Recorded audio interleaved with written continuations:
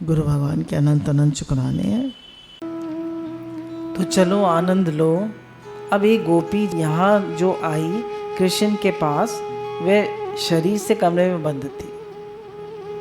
बोले जो गोपी कृष्ण के पास नहीं जा पाई वो कमरे में बंद थी और ध्यान से मिल गई कृष्ण के साथ और उसके देह छूट गया। अब ये क्या बता रहे हैं, कुछ गोपियाँ तो कृष्ण के पास पहुँच गई और जिन गोपियों को बंद कर लिया था, कृष्ण के पास नहीं जाने दिया गया था, तो उनका जो देह था, शरीर था, स्थूल शरीर था, वो तो छूट गया, पर वो अपने सूक्ष्म शरीर से, अपने दिव्य शरीर से कृष्ण के पास पहुंच गई। अब मान्य जो गोपी थी, देखिए सब तरह की गोपियाँ थी, छोटी छोटी भी थी, बड़ी भी थी, उसमें शादीशुदा भी थी और वृद्ध भी थी। अमान्य वृद्ध गोपी थी, उसका शरीर छूट गया। अब उसको जो शरीर मिलेगा, सूक्ष्म शरीर, उसका दिव्य शरीर जो मिला, वो उस शरीर से रास में प्रवेश कर गई और उसको बहुत सुंदर शरीर मिला। वे कृष्ण से प्रेम करती थी। गोपी को घर वालों ने रोक लिया, रास्ता मिला नहीं, वे मन ही मन भगवान के पास पहुंच गई और शरीर छूट गया। बोले इसका अर्थ ये तो है नहीं बिल्कुल कि वे मरी नहीं। तो आप बता रहे हैं कि एक गुण में प्राकृत देह है और गुण में नहीं अपितु अप्राकृत देह है। तो भगवान की प्राप्ति के लिए प्राकृत देह जो इस गोपी का था, वह तो घर में गिर गया। बोले स्थूल शरीर जो था, प्राकृत देह जो था, वो तो घर में गिर गया, पर जो उसका अप्राकृत देह था, है ना, जो उसका दिव्य शरीर था, वो भगवान से जाके मिल गया। इसको ये अतिवाहिक शब्द इसको इस्तेमाल कर रहे हैं, जैसे जिसको हम कहते हैं एस्ट्रल। जो उसकी एस्ट्रल बॉडी थी या जो उसका दिव्य शरीर था, वो जाके परमात्मा से मिल गया। जैसे एक बार शंकराचार्य जी जो थे, एक बार उनका वो हुआ था वाद विवाद, तो उन्होंने ऐसा प्रश्न पूछा था जिसका उनको ज्ञान नहीं था। तो उन्होंने कहा था अच्छा 6 महीने का टाइम मुझे दीजिए। पहले तो उनके पति को हरा दिया था, फिर उनकी पत्नी आ गई, उसने कहा अब आप मुझे भी हराइए, वो भी विदुषी थी। तो उसने ऐसा प्रश्न पूछ लिया जिनका उन्हें ज्ञान नहीं था। तो उन्होंने कहा कि अच्छा ठीक है, आप 6 महीने का मुझे टाइम दीजिए। तो शंकराचार्य ने अपने शरीर में से निकल कर शिष्यों से कहा था कि मेरे स्थूल शरीर को तुम रखना ही संभाल कर, और मैं तभी एक राजा का शरीर शांत होता है तो उसके शरीर में वो प्रवेश कर जाता है और फिर वो राजा की तरह रहते हैं और 6 महीने उसका वो करते हैं, फिर राजा का शरीर शांत हो जाता है, शंकराचार्य के शरीर में प्रवेश कर जाते हैं और फिर वो उसका उनकी जो पत्नी का जवाब दे देते हैं। बताया कि जो सूक्ष्म शरीर है वो तो निकल गया, उसके लिए कोई दीवार नहीं है, उसके लिए कोई दरवाज़ा बंद नहीं है, उसके लिए कुछ नहीं है। तो गोपी का स्थूल शरीर तो वहीं गिर गया, पर उसका जो अतिवाहिक शरीर था, जो उसका सूक्ष्म शरीर था, जो उसका दिव्य शरीर था, वो भगवान के साथ रास में जाकर मिल गया। अब बोले ये गोपी का जो प्रेम था, जो अभ्यास था भगवान के ध्यान में रहने का, उसका ये फल था। देखिए हम लोग क्या भगवान के ध्यान में रहते हैं? क्या हम भगवान के प्रेम में रहते हैं? जब अंत समय आएगा, आज हम भगवान के ध्यान में नहीं रहते, भगवान के प्रेम में नहीं रहते, तो जब अंत समय आएगा तो क्या हमें भगवान का ध्यान आएगा? आएगा? बताइए। तो बोले कुछ समय तो आंखें बंद करके भगवान का ध्यान करके सुबह के टाइम माला जरूर करनी चाहिए बैठ के। बोले जो हम लोग चलते फिरते माला करते हैं इसको चक्रित ध्यान बोलते हैं। चक्रित हम चलते फिरते करते रहते हैं माला। तो बोले इससे हमारी नियम निष्ठा तो पूरी हो जाती है और भगवान से प्रेम नहीं होता। प्रेम होने के लिए कुछ माला तो बैठ के करिए भगवान का ध्यान करते हुए। तुम अभ्यास की महिमा देखो, असल में ये आत्मा विशुद्ध मुक्त पर ब्रह्म है, ये चिदाकाश है, लेकिन मैं देह हूँ, इस अभ्यास के कारण ये परिच्छिन्न जड़ हो गया है। अब कह रहे हैं तुम लोग हो तो सब आत्मा ही, पर तुमने मैं देह हूँ ये इतना पक्का कर लिया है कि तुम जड़ हो गए। हमारा ये शरीर भगवान की सेवा के लिए, और भगवान जैसा शरीर है वैसा ही हमारा शरीर है। यानी शरीर हमें किस लिए मिला है? भगवान की सेवा के लिए। सब रूप में कौन है? भगवान है। तो हमें सेवा कैसे करनी है? ये जानकर सब रूप में भगवान है। और कह रहे हैं जैसे भगवान का शरीर था वैसा ही शरीर हमें भी मिला है। भगवान के 2 हाथ, 2 पैर, 2 आंखें थी या 4 आंखें थी? जैसा भगवान का शरीर, बोले भगवान जब कच्छप अवतार में आए तो उनसे हमें कैसा मिलना पड़ेगा?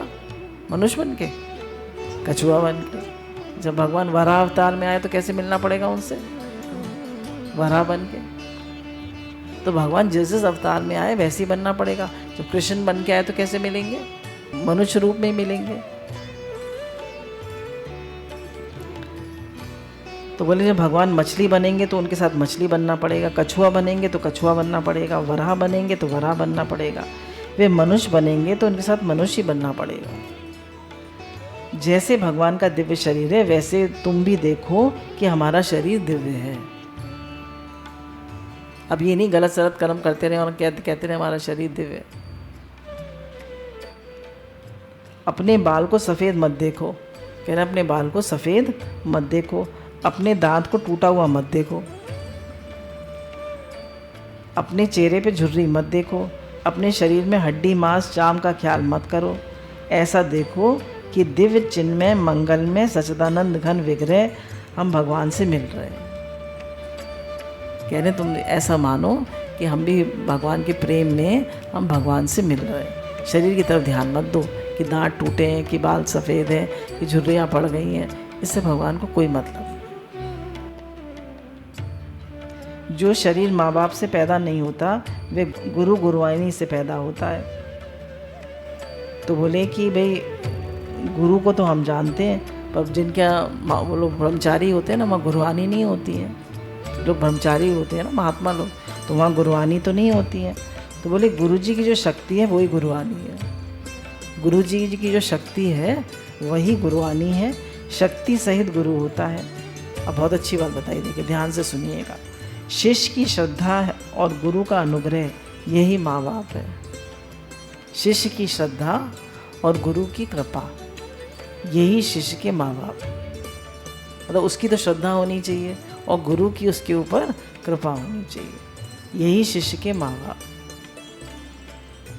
श्रद्धा और अनुग्रह से उस शरीर की प्राप्ति होती है, तब वे रूप धारण करके भगवान के पास जाना होता है। कह रहे दिव्य शरीर हमें कब मिलेगा? जब हमारी तो गुरु में श्रद्धा होगी और गुरु की हम पर कृपा हो। अच्छा, उस गोपी के गुण में शरीर का त्याग हुआ और अप्राकृतिक शरीर की प्राप्ति हुई।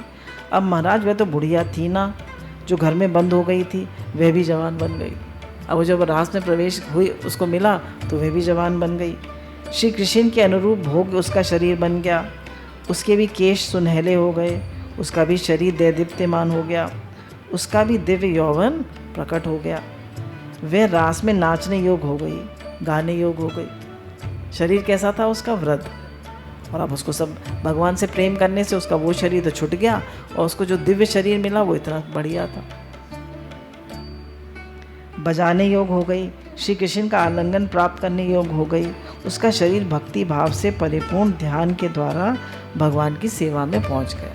तो कहने ध्यान में, भगवान के ध्यान में, भगवान के नाम जप में इतना बल है कि हम जब भगवान की सेवा में पहुंचेंगे तो आपका शरीर भी दिव्य हो जाएगा।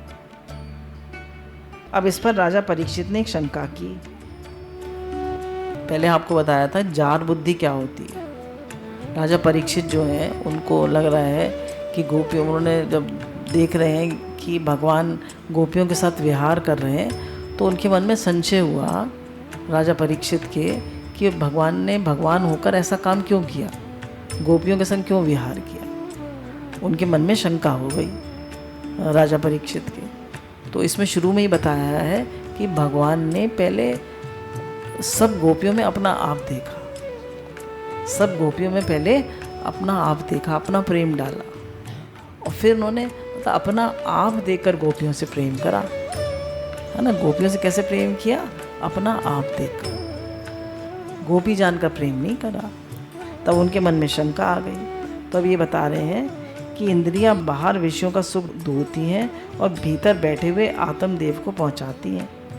आत्मदेव की नौकर है। कह रहे इंद्रियां जो हैं वो सब आत्मदेव की नौकर है। जैसे हम आँख से देखा तो हम कहें कितना सुंदर रूप देखा तो हम सोचते हैं आँख को सुख मिला, पर उसने सुख किसके कारण मिला? आत्मदेव के कारण। अगर आत्मदेव ना हो तो सुख मिलेगा? हमने बहुत टेस्टी भोजन खाया तो हम सोचते हैं किसको सुख मिला? जीव को, जिव्या को। पर सुख किसको मिला? आत्मदेव को। तो कह रही है सारी इंद्रियां जो हैं वो आत्मदेव की नौकर हैं, पर ये सोचती हैं कि हमारा ब्याह विषयों के साथ हुआ है। इंद्रियां क्या सोचती हैं? हमारा ब्याह किसके साथ हुआ है? विषयों के साथ। चूंकि व्यवहारिक दृष्टि से आत्मदेव पति देव नहीं हुए, इसी से इनको परपुरुष बोलते हैं। अच्छा, अब ज़्यादा वेदांत की बात आपको नहीं सुनावेंगे। कह रहे थे मतलब ये जो इंद्रियां हैं असल में व्यवहार में तो इनके पति आत्मदेव नहीं है। आँख का विषय क्या है? रूप, और जिव्या का रस, और त्वचा का स्पर्श। तो हम तो उसी सुख लेते हैं, पर हमें ये तो नहीं पता कि ये सुख आत्मदेव के कारण मिल रहा है, ये तो नहीं पता। तो कह रहे हैं वास्तव में इनके पति आत्मदेव है, पर ये समझती है हमारे पति विषय है। हर इंद्रिय यही समझती है। गोपी तो समझती थी कि ये कृष्ण जो है हमारा यार है, हमारा प्यारा है। ब्रह्म तो वे समझती नहीं थी। कृष्ण ब्रह्म है कौन समझे? अरे बड़े बड़े वेद के पंडित नहीं समझते। कह रहे कृष्ण जो है ब्रह्म है, ये बड़े बड़े वेद के पंडित नहीं समझते। वे सबको ब्रह्म बता देंगे पर कृष्ण को ब्रह्म नहीं बतावेंगे। कह रहे बड़े बड़े जो गुरुजी हैं वो सबको ब्रह्म बता देंगे पर कृष्ण को ब्रह्म नहीं बतावेंगे। वे क्या महावाक्य का खेल है कि बड़े बड़े वेदांती लोग कहेंगे कि हम ब्रह्म हैं, है ना, और अपने चेलों से कहेंगे कि तुम भी ब्रह्म हो। हम अहम ब्रह्मास्मि तत्तमसि, तुम भी वही हो। लेकिन जब कृष्ण ब्रह्म आए तो अपने बराबर भी उनको नहीं मानते और अपने चेलों के बराबर भी नहीं मानते। जब कृष्ण ब्रह्म आए तो अपने बराबर भी नहीं मानते और चेलों के बराबर, तो मजाक की बात कर रहे हैं। वे कृष्ण को ब्रह्म नहीं कहते। वे गोपी बेचारी किसी ब्रह्मज्ञानी चेली नहीं हुई, इसलिए उनको चेली बनाने के लिए भगवान स्वयं आए। बोले गोपी जो है किसी ब्रह्मज्ञानी की चेली नहीं हुई, इसलिए उनको चेली बनाने के लिए कृष्ण स्वयं आए। कृष्ण गोपियों के गुरु भी हैं और प्रेमी भी हैं। कृष्ण ने उनको लास्ट में ब्रह्म ज्ञान दिया ना, जब वो वहाँ कुरुक्षेत्र में मिली भगवान से, तो भगवान ने उन्हें ज्ञान दिया 100 साल बाद, 90 साल बाद। तो भगवान ने उन्हें ज्ञान दिया कि जैसे सोने में के गहनों में सोना समाया हुआ है, ऐसे ही मैं कृष्ण, मैं आत्मा सर्वत्र समाया हूँ और सब रूप में भी मैं कृष्ण ही हूँ और तुम्हारे रूप में भी कृष्ण हूँ और जिस रूप में तुम देख रही हो उस रूप में भी मैं कृष्ण हूँ। सर्वत्र कृष्ण ही कृष्ण है। जैसे मिट्टी के बर्तनों में मिट्टी ही तत्व है, 1000 मिट्टी के बर्तन रखे हैं, सब मिट्टी मिट्टी है।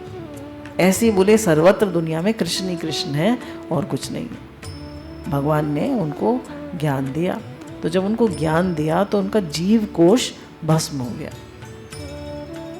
जीव कोश क्या होता है? अंतःकरण। उनका अंतःकरण भस्म हो गया, उनका पंचकोश का ध्वंस हुआ, इसका भी वर्णन है। अब उन्होंने दूसरा प्रसंग बताया है कि कुछ लोग भगवान से द्वेष से प्रेम करते हैं, उन्हें भी भगवान की प्राप्ति होती है। जैसे किसने द्वेष से प्रेम किया? कंस ने, शिशुपाल ने, है ना, और किसने? दंतवक्र ने। वह तो ऋषिकेश के से द्वेष करता था। द्वेष में 2 चीज़ होती हैं, प्रेम में भी 2 चीज़ होती हैं। आप कह रहे हैं द्वेष में भी दो चीज़ होती है और प्रेम में भी 2 चीज़ होती है। अब प्रेम में स्मरण होता है और रस होता है। प्रेम में स्मरण होता है और रस होता है, और द्वेष में स्मरण होता है और जलन होती है। दोनों में एक कॉमन चीज़ क्या है? स्मरण। दोनों में याद है, पर एक में रस है और एक में जलन है। एक में जलन है और एक में मज़ा है, लेकिन स्मरण दोनों में है। अब इन्होंने एग्जाम्पल दिया है कि एक बाप के 2 बच्चे बैठे थे, तो एक तो ने तो दौड़ कर उनके पाँव छुए तो उन्होंने उसको गोदी में बिठा लिया, दूसरे ने जाकर उनकी मूंछ पकड़ ली, तो उसको भी वो गोदी में बिठाएंगे नहीं बिठाएंगे? बिठाएंगे। क्यों? क्योंकि बाप है। क्यों बिठाएंगे? क्योंकि पिता है। अब इसकी क्या बात हुई कि जब बाप बैठा था और बच्चा मूंछ पकड़ने के लिए दौड़ा, नाक में उंगली डालने के लिए दौड़ा, तो जैसे उसने प्रणाम करने वाले को गोद में बिठाया, वैसे उसको भी अपनी गोद में बिठा लिया। तो क्यों बिठाया? क्योंकि वह उसको अपना बच्चा समझता है। श्रीमद् भागवत में आया है कि बच्चे भले ही ना पहचाने हमारा बाप है, लेकिन बाप तो पहचानता ही हमारा बेटा है। हम भले ही नहीं पहचाने ये भगवान है, ये हमारे पिता हैं, और वो तो पहचानते ही हमारा बच्चा है। हम भले ही ना पहचाने भगवान को, पर भगवान तो हमें पहचानते हैं। जैसे उसने कहा, मैं बिहारी जी को भले ही ना देखूं, पर बिहारी जी तो मुझे देख रहे हैं ना। किसी भी भाव से जब अपना बेटा अपने पास आता है तो बाप उसके प्रति स्नेह ही करता है, वात्सल्य ही करता है, उसका भला ही करता है। शिशुपाल दंतवक्र कंस भय से आए, शिशुपाल द्वेष से आया, पांडव लोग संबंध से आए, यदुवंशी लोग स्नेह से आए, नारद आदि ईश्वर की भक्ति से आए, कुब्जा आदि काम से आई, गोपियाँ प्रेम से आई। लेकिन भगवान ये नहीं देखते कैसे आए, वे तो देखते हैं हमारे पास आते हैं। बस भगवान क्या देखते हैं? हमारे पास आया। कैसे भी भाव से, वात्सल्य से, स्नेह से, किसी भी भाव से जाएं, भगवान के पास जाएं, भगवान के सम्मुख हो। सम्मुख होए जीव मोहि जबई, जन्म कोटि अग्नाशई तबे। जब जीव भगवान के सम्मुख होता है तो उसके जन्म जन्म के पाप नष्ट हो जाते हैं। और उन्हें बताया वो भगवान के पास आया है, भगवान तो बस इतना ही देखते हैं। उनका ये ख्याल है कि दुनिया में जो हमारे पास आता है वह हमारी छाती से लगाने के लिए आता है। और भगवान ये देखते हैं कि जो हमारे पास आता है वो हमारी छाती से लगाने के लिए आता है। उनको अपने सच्चिदानंद होने का भाव है ना। ये सब चित स्वरूप, आनंद स्वरूप, रस स्वरूप है। तो जो मेरी ओर आ रहा है, हृदय से लगने के लिए आ रहा है। द्वेष से आने वाले हृदय में भगवान का स्मरण जो है वह भगवान के पास पहुंचा देता है, और जलन जो प्रतिबंध है उसको मिटा देता है। कह रहे हैं कि जब कोई द्वेष से भगवान के पास आता है तो स्मरण तो उसको भगवान का ही है ना। उसको कंस को देखा था कैसे हर जगह उसको कृष्ण दिखते थे। रात को सोते उठते बैठते वो कृष्ण का ही ध्यान करता था। जा तो भगवान के पास ही रहा था। तो जब वो भगवान के पास जाता है तो उसकी जो जलन है वो मिट जाती है, भगवान मिटा देते हैं, और अंत में भगवान का वात्सल्य उसको हृदय से लगा देता है। भगवान का वात्सल्य उन्होंने पहले एग्जाम्पल दे दिया ना, जो बच्चा मूंछ पकड़ने भागा तो वो उसको भी तो गोदी में बिठाया ना। क्यों? ये भी तो मेरा बेटा है, मेरे पास आया है। तो ऐसे जो द्वेष से भी आ रहा है भगवान के पास, उसको भी भगवान हृदय से लगा लेते। इतने भगवान प्रेमी हैं। वेद स्तुति में ये प्रसंग आया है कि बड़े बड़े ऋषि, मुनि, यति, सन्यासी, महात्मा प्राण वायु को वश में करके, मन को वश में करके, इंद्रियों को वश में करके अपने हृदय में जिसका ध्यान करते हैं, द्वेष करने वाले शिशुपाल, दंतवक्र आदि शत्रु भी उसी परमात्मा को प्राप्त हुए। जो बड़े बड़े ऋषि मुनि जिसका ध्यान करते हैं, उसी को दंतवक्र और शिशुपाल भी प्राप्त हुए। क्यों हुए? बोले स्मरणात्, स्मरण तो उनमें भी है, भले ही द्वेष से हो। किससे प्राप्त हुए? भगवान की याद से। जैसे स्वामी राम सुखदास जी नहीं कहते, बस कहते रहो हे नाथ मैं आपको भूलूं नहीं। बोले सब वेदों का सार यही है कि भगवान को याद रखो। हे नाथ मैं आपको कभी भूलूं नहीं, हे नाथ मैं आपको कभी भूलूं नहीं। किस कारण से द्वेष करते हैं ये मतलब नहीं है। एक ने कहा कि लड़ेंगे चलकर, एक ने कहा हम प्यार करेंगे चलकर, लेकिन जब सामने गए तो दोनों मिल गए। अच्छा, इन्होंने एग्जाम्पल दिया है कि भाई पनाला जो है वो बोला कि, और गंदी नाली जो है वो समुद्र को गंदा करेंगे, तो वो भी समुद्र में जाके मिल गई। नदी ने कहा हम समुद्र को स्वच्छ करेंगे, तो वो भी जाके मिल गई, और दोनों समुद्र रूप हो गए। क्या समुद्र गंदा हुआ? क्या समुद्र स्वच्छ हुआ? नहीं, वो तो ना गंदा हुआ ना स्वच्छ हुआ। ऐसे जो द्वेष से परमात्मा से मिले वो भी मिल गए, और जो प्रेम से मिले वो भी मिल गए। पर जो प्रेम से मिले उन्हें रस मिला, और जो द्वेष से मिले उन्हें जलन मिली। ये गोपियाँ जो है ना, किस कारण से गईं? बांसुरी से आकर्षित होकर गईं, उनका सौंदर्य देख के गईं, उनका बल पौरुष देखकर गईं, प्रेम से आकर्षित होकर गईं, कैसे भी गईं, कैसे भी उनका ध्यान लग गया, गईं तो उन्हीं के पास। ध्यान लगा तो उन्हीं का ना। तो बाबा जब दुश्मनी करने वाले भी उनसे जाकर मिल जाते हैं तो फिर प्रेम से जाकर क्यों नहीं मिलेंगे? यानी जब दुश्मनी से, द्वेष से स्मरण करने वाले भी उनसे जाकर मिल जाते हैं तो हम जब प्रेम से उनका स्मरण करेंगे तो हम क्यों नहीं भगवान से मिलकर एक होंगे? तो आप ऐसा विश्वास रखिए कि इसी जन्म में जो गुरु ने हमें नाम दिया है, भगवान का प्रेम दिया है, भगवान का ध्यान दिया है, उसी से इसी जन्म में हम उनसे मिलकर एक हो जाएंगे, इसी जन्म। द्वेष अपि ऋषिकेशम, ऋषिकेश कहने का क्या अभिप्राय है? अरे भाई, द्वेष किया तो उसने बड़ी भारी गलती की। बोले ना ना ना, ऐसा नहीं समझना कि उन्होंने द्वेष करवा लिया। बोले बेटा, तुम हमसे द्वेष करके मिलो। इंद्रियों के स्वामी तो वे हैं, उनसे द्वेष करने की प्रेरणा दे दी। बोले बहुत बढ़िया नाटक किया है बेटा, अब आ जाओ, हम तुमसे प्रसन्न हैं।